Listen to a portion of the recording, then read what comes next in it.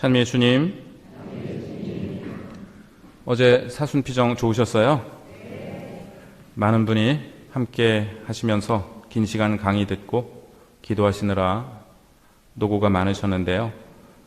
오지 못하신 분들은 영상을 편집해서 유튜브에 올릴 예정이니 시청하여 주시면 되겠고요. 23일에 두 번째 시간이 준비되어 있으니 함께 해주시면 감사하겠습니다. 오늘은 사순 제4주일입니다. 대림 제3주일과 사순 제4주일 전례는 기쁨을 노래하고 사제는 장미색 제1을 입습니다. 사순 4주일을 렛달의 주일이라 부르기도 하는데요. 입당송이 라틴어 렛다레로 시작하기 때문입니다. 즐거워하여라 라는 뜻입니다. 오늘 입당송은 이사야서의 말씀입니다. 즐거워하여라 예루살렘아, 그를 사랑하는 이들아 모두 모여라. 슬퍼하던 이들아 기뻐하고 즐거워하여라. 너희가 위로의 젖을 먹고 기뻐 뛰리라. 사순 시기가 절반 정도 지난 시점에서 오늘은 쉼의 의미를 갖기도 합니다. 오늘 복음에서 예수님께서는 믿는 사람은 누구나 사람의 아들 안에서 영원한 생명을 얻는다. 또 진리를 실천하는 이는 빛으로 나아간다 하고 말씀하십니다. 세례성사를 통해 하느님의 자녀가 된 우리는 복음을 믿음으로써 영원한 생명을 얻고 진리를 실천하며 빛으로 나아갑니다. 제1독서에서 우리는 역대기의 말씀을 들었습니다. 구약의 역사에서 가장 중요한 사건 두 가지는 출애굽과 바빌론 유배인데요. 기원전 587년부터 538년까지 지속된 바빌론 유배는 이스라엘이 하느님에 대해 완전히 새롭게 깨닫는 시간이었습니다. 역대기는 모든 지도사제와 백성이 주님을 배신하였기 때문에 바빌론으로 유배를 갔다고 말합니다. 한편 바빌론 유배가 끝난 것은 페르시아가 바빌론 제국을 멸망시켰기 때문인데요. 페르시아 임금 키루스가 유배온 이들더러 본국으로 돌아가라고 명령하자 이스라엘 예언자들은 키루스가 야훼 하느님의 심부름꾼이라 선포했습니다. 그 이전까지 이스라엘은 다른 민족들과 마찬가지로 세상에 여러 신이 있다고 믿었습니다. 그러나 바빌론 유배 때부터 이스라엘 백성은 세상의 신은 야훼 한 분뿐이시고 바빌론을 무너뜨린 페르시아 임금 키루스 역시 하느님의 심부름꾼이라고 고백했습니다.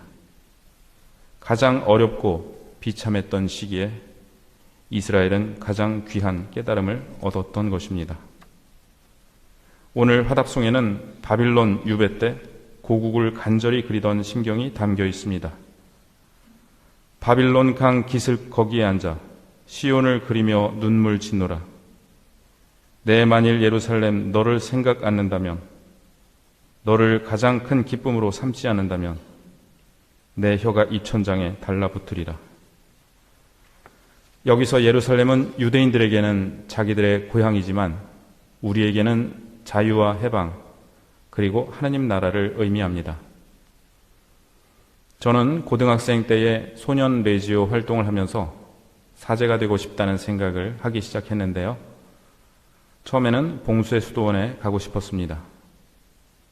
그런데 신자가 아니시던 아버지 때문에 봉수의 수도원은 말도 못 꺼내고 교구 사제가 되는 것을 일종의 타협책으로 생각했습니다.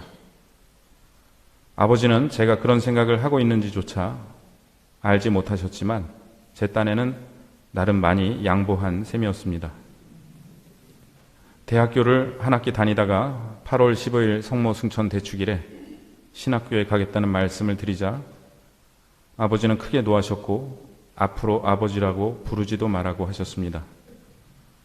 며칠간 서로 말도 안 하고 지내다가 아버지는 신학교 시험 치는 거는 허락해 주겠지만 다니고 있는 대학은 자퇴하지 말고 휴학하면 좋겠다. 아버지로서 마지막 부탁이다 라고 말씀하셨습니다. 저는 휴학계를 내고 집에서 다시 입시 준비를 했습니다. 학력고사가 11월이었는데 8월 말부터 입시 준비를 하자니 시간이 촉박했습니다. 그런데 아버지가 저녁마다 회사 동료들을 데려오시더니 아들이 시험 공부하느라 고생하니까 술 한 잔씩들 주라고 하셨습니다. 그렇게 저녁마다 술을 먹고 음주 공부를 하기 시작했습니다. 지금도 술을 먹으면 왠지 책이 보고 싶어집니다. 하지만 제가 신학교에 합격하자 아버지는 크게 실망하셨고 입학식에 오지도 않으셨습니다. 그 후 7년간 제가 신학교를 그만두기만을 바라시며 여러 가지 압박과 회유를 하셨습니다. 저는 신학교에 들어가서 세상이 빨리 멸망했으면 좋겠다고 생각했습니다. 그래서 아버지가 유정아, 내가 잘못 생각했다. 내가 네 덕에 구원을 받는구나 하고 말씀해 주시기를 바랐습니다. 그래서 세상에 무슨 일이 일어나든 관심을 끊고 기도만 했습니다. 그러자니 신학교 생활은 행복했지만 방학 때 본당에 와서 사는 것이 힘들었습니다. 신학교에서도 사회 문제를 얘기하는 선배들에 대해 속으로 멸망하고 말 세상에 대해 왜 이리 관심이 많은지라고 생각하며 이해하지 못했습니다. 대학원 1학년이 되자 저는 아무래도 교구를 떠나 수도회로 가는 것이 맞겠다고 생각했습니다. 물론 제가 수도 생활에 대해 오해하고 있었기 때문에 가졌던 생각이었습니다. 그러다가 영성신학 수업 시간에 종말적 영성과 육화적 영성에 대해 배우면서 제가 큰 착각을 해왔다는 것을 깨달았습니다. 종말적 영성은 세상을 죄와 고통의 장소로 보고 현세에서의 이탈, 침묵, 자기성화 등을 강조합니다. 한편 육화적 영성은 그리스도께서 육화하여 이 세상에 태어나신 것을 강조하는 영성으로 세상 것을 업신여기지 않고 올바르게 사용하여 세상의 성화를 추구합니다. 종말적 영성이 파스카 신비의 죽음에 참여하는 것인데 비해 육화적 영성은 부활에 참여하는 영성으로서 사랑과 헌신, 사회생활, 노동의 가치 등을 신앙 안에서 실천하고 강조함으로써 진보적이고 행동적인 특성을 가집니다. 이것을 배우고 나서 제가 그간 왜 그렇게 힘들게 살아왔는지 이해하게 되었습니다. 저는 종말적 영성만이 유일한 영성인 줄 알고 살아왔던 것입니다. 그해 사순 제4주일 미사 중에 오늘 복음 말씀을 들으며 말씀 안에 이미 해답이 있었음을 깨달았습니다. 하느님께서는 세상을 너무나 사랑하신 나머지 외아들을 내주시어 그를 믿는 사람은 누구나 멸망하지 않고 영원한 생명을 얻게 하셨다. 하느님께서 세상을 너무나 사랑하신 나머지 외아들을 내주시어 이 말씀에 한참을 머물렀고 통회의 눈물을 흘렸습니다. 하느님께서 창조하신 세상, 하나님께서 너무나 사랑하신 세상을 왜 저는 그토록 미워하고 멸시해 왔던 것일까요? 요한복음에는 두 가지 세상이 나옵니다. 그분께서 세상에 계셨고 세상이 그분을 통하여 생겨났지만 세상은 그분을 알아보지 못하였다는 말씀처럼 한편으론 예수님을 통해 창조되고 예수님께서 육화하신 세상과 다른 한편으로는 그분을 알아보지 못하고 배척하는 세상입니다. 이 둘을 혼동하면서 저의 문제가 발생했습니다. 오늘날 교회는 세상에 관심이 많습니다. 가난한 이들이 더 가난하게 되는 사회 구조가 하나님께서 창조하시고 보시니 참 좋았다고 말씀하신 세상, 하나님께서 바라시는 세상에 부합하는지 성찰합니다. 우리가 지향하고 있는 사회가 바빌론인지 예루살렘인지를 묻습니다. 그런데 교회의 이러한 노력에 대해 왜 교회에서 그런 얘기를 하느냐, 듣기 불편하다라고 따지는 목소리가 있기도 합니다. 저 역시 한동안 그렇게 생각해 왔습니다. 그러나 그것은 세상을 너무나 사랑하신 나머지 외아들을 내주신 하느님의 생각과는 다른 생각입니다.